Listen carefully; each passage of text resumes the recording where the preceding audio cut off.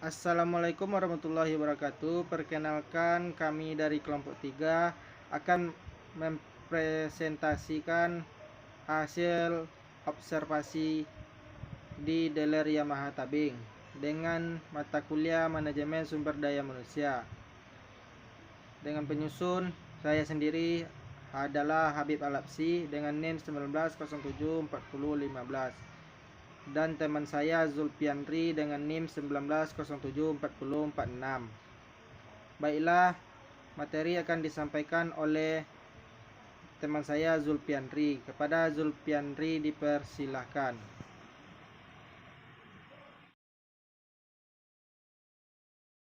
Assalamualaikum warahmatullahi wabarakatuh. Perkenalkan, nama saya Zulfiandri, NIM 19074046. Baiklah, di sini saya akan mempresentasikan hasil observasi kami uh, dengan topik observasi manajemen sumber daya manusia di Deler Yamaha Tabing. Berikutnya, latar belakang Deler Yamaha Tabing yaitu melihat kondisi masyarakat Padang yang mayoritas penduduknya sangat membutuhkan alat transportasi roda 2. Dengan inilah Deler Yamaha Tabing mendirikan sebuah showroom untuk memperjualkan belikan atau memperbaiki sepeda motor Yamaha. Selanjutnya ke slide berikutnya.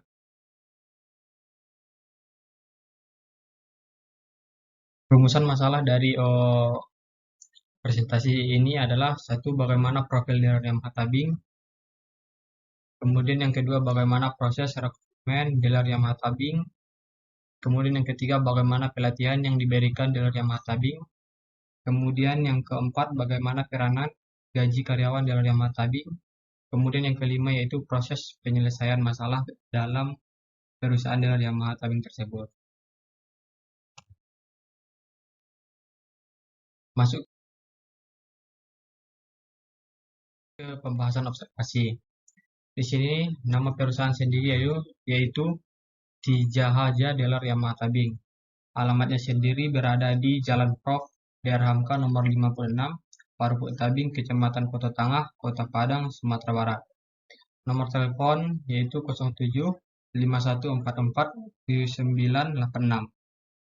Terletak di Provinsi Sumatera Barat, bidang usaha yaitu perdagangan, kemudian jenis barang yaitu sepeda motor dan spare part untuk Yamaha. Pemiliknya sendiri yaitu Bayu Aji, kemudian mekaniknya ada Dani, Aris, dan Henry. Dan untuk kasir yaitu Rizka. Masuk ke slide berikutnya.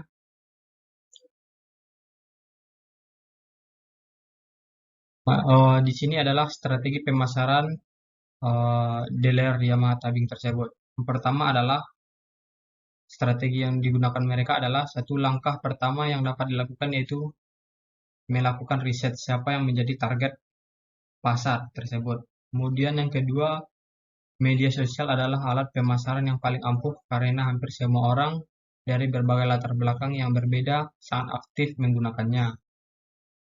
Contohnya, berpromosi menggunakan Instagram dan Facebook adalah salah satu cara memasarkan produk lewat internet.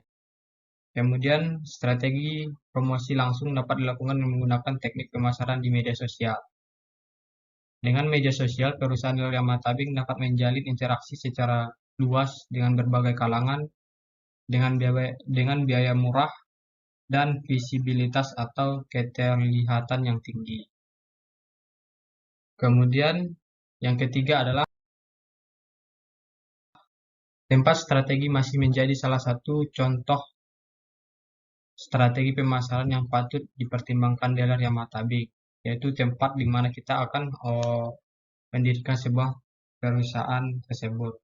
Kemudian yang keempat yaitu memberikan insentif untuk rekomendasi sebuah produk Deler Yamaha Tabing akan terlihat bagus dan dapat dipercaya bila merekomendasikannya. Ini adalah strategi-strategi yang digunakan oleh Deler Yamaha Tabing. Saya lanjutkan ke slide berikutnya.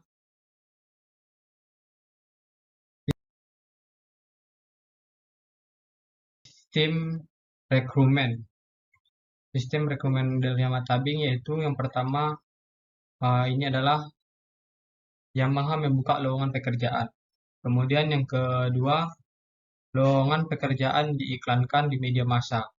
Kemudian yang ketiga, aplikasi pelamaran yang masuk akan dikumpulkan.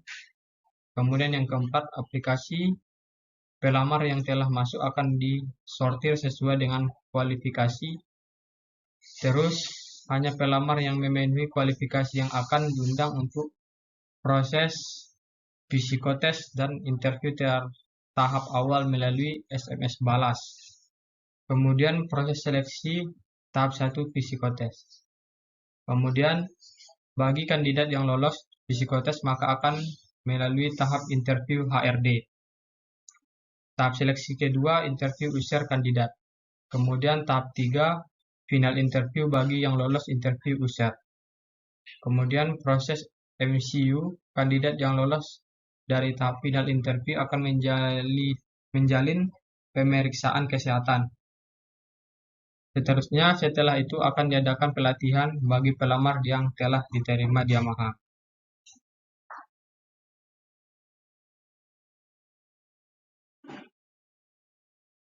Untuk jenjang pendidikan S1 dan D3 adalah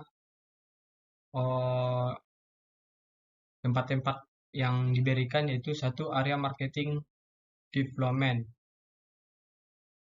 Pria syaratnya sendiri adalah pria S1 dan D3 teknik industri atau manajemen atau bisnis atau komunikasi, memiliki SIM A, memiliki minat yang kuat pada bidang marketing, kemudian mempunyai kemampuan analisis yang tinggi, kemudian bersedia melakukan pekerjaan di luar kota. Kemudian tugas dan tanggung jawabnya yaitu membuat konsep dan strategi penanganan kegiatan marketing, pengembangan bisnis jaringan, penjualan spare part Yamaha, serta melakukan analisis penjualan dan distribusi yang berorientasi pada tercapainya kepuasan pelanggan Yamaha. Kemudian untuk production staff yang dibutuhkan adalah pria S1 dan D3 teknik mesin, teknik industri, teknik elektro. Kemudian syaratnya itu memahami dan mengerti ekspansi dan aktivitas productivity. Kemudian mengerti dan memahami mengenai preventive maintenance. Kemudian memiliki kemampuan analisis dan komunikasi yang baik. Kemudian mampu bekerja di bawah tekanan.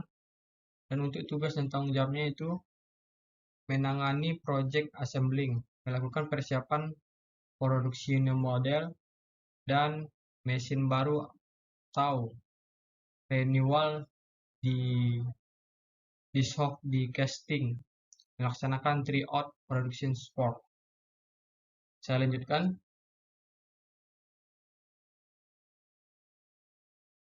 Dan untuk area service development yaitu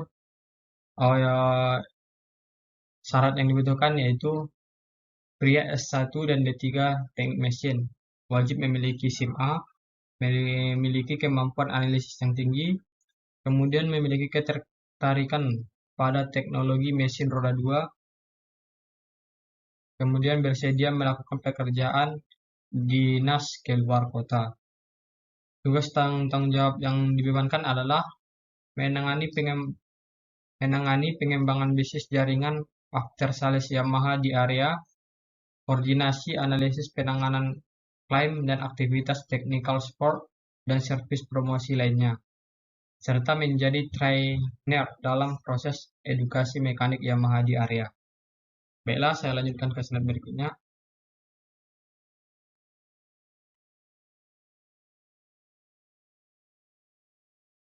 Yang ketiga adalah tahapan pelatihan yang diberikan terhadap karyawan.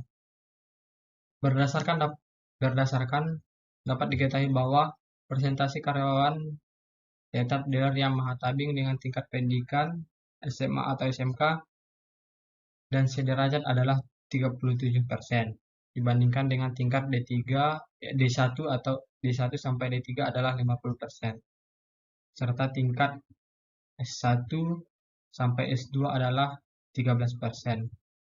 Hal ini di atas mampu menimbulkan kesenjangan antara kemampuan kinerja karyawan dengan kebutuhan perusahaan.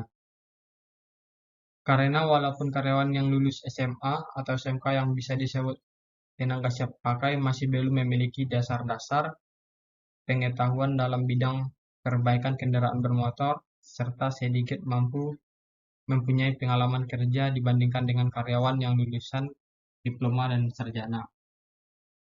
Sehingga untuk mengatasi kesenjangan tersebut, dealer Yamaha Tabing berupaya memberikan pelatihan terhadap para karyawan, terutama karyawan lulusan SMA atau SMK mengenai dasar-dasar dalam bidang kendaraan bermotor, terutama dari produk Yamaha sendiri, serta diberi tips agar dapat menyelesaikan dalam servis kendaraan bermotor seefisien mungkin. Saya lanjutkan. Yang keempat, penerapan gaji. Yang untuk sales diberikan bonus dari setiap penjualan sepeda motor, yaitu hitungannya jika kalian berhasil menjual 3 unit motor dalam 1 bulan, dapat upah sebesar 600.000. Kalau berhasil menjual 9 unit per bulan, dapat upah 1,500 atau 1.500. Sedangkan jika berhasil menjual 10 unit, dapat upah sebesar 1.650. Dan jika berhasil menjual 12 unit, upah bisa didapat yaitu 2,1 juta. Gaji diberikan kepada pekerja dan beberapa kriteria. Ini yang di atas adalah untuk sales. Tentu saja semua kedudukan di suatu perusahaan dealer ini berbeda sesuai dengan kedudukan perusahaan. Contohnya dari tingkat pendidikan, umur, pengalaman kerja di luar perusahaan, KPI waktu mengerjakan seluruh job dan lain-lain. Kemudian karyawan otomotif dealer Yamaha Tabing secara keseluruhan di level staff mendapat rata-rata atau beberapa gaji pokok dan bonus sales motor. Inilah penerapan gaji yang diberikan oleh dealer Yamaha Tabing terhadap karyawannya. Ini belum detail, tapi yang didapatkan hanya segini yang diberikan oleh dealer tersebut. Kemudian yang kelima yaitu permasalahan karyawan. Yang pertama adalah konflik antar atasan dan bawahan. Sangatlah wajar terhadap terjadi masalah dalam hubungan kerja. Alasan beragam, mulai dari bawahan yang tidak memberikan hasil yang memuaskan, atasan salah dalam cara memberikan feedback terhadap pekerjaan bawahan, atau sekedar miscommunication. Biasanya ini adalah hal yang bisa membuat bawahan menjadi tidak betah di suatu perusahaan tersebut. Ini adalah konflik-konflik dalam perusahaan. Solusi yang diberikan adalah tim HR dapat menjadi penengah terjadi konflik antara atasan dan juga bawahannya. Kemudian konflik antara karyawan. Konflik yang kurang akur atau salah satu seorang karyawan yang merasa direndahkan. Lama-lama, kelamaan masalah internal ini akan mengakibatkan rusaknya lingkungan kerja dalam perusahaan. Lingkungan kerja akan menjadi tidak kondusif. Solusi yang diberikan dalam perusahaan ini adalah mediasi untuk mengatasi konflik ini sebelum konfliknya menjadi terus-menerus dan lebih besar. HR atau SDM akan menjadi mediator untuk konflik seperti ini. Yang tak kalah penting, jangan lupa untuk menghilangkan ego masing-masing. Bagaimanapun juga antara karyawan tetap harus bekerja sama demi terlaksananya pekerjaan.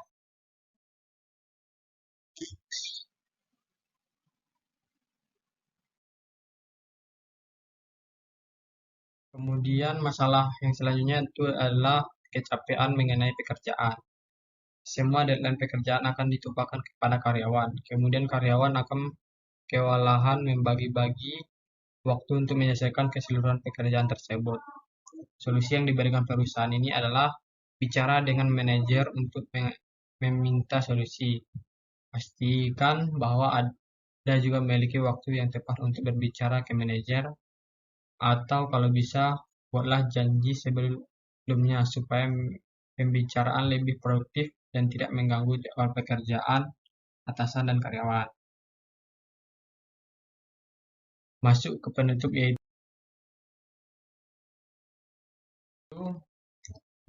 kesimpulan yang kami dapat adalah setelah melakukan observasi, kita dapat menambah pengetahuan dengan melihat bagaimana dealer Yamaha Tabing. Yang pertama itu kita dapat mengetahui profil dealer Yamaha Tabing tersebut, mengetahui proses rekrutmen karyawannya, kemudian yang ketiga mengetahui pelatihan yang diberikan terhadap karyawan, kemudian yang keempat mengetahui proses pengeluaran gaji terhadap karyawan, kemudian yang kelima adalah mengetahui proses penyelesaian masalah. Saran dari kami yaitu lakukanlah penelitian ini dengan sepenuh hati agar bisa jadi panduan kita dalam perusahaan nanti saat bekerja.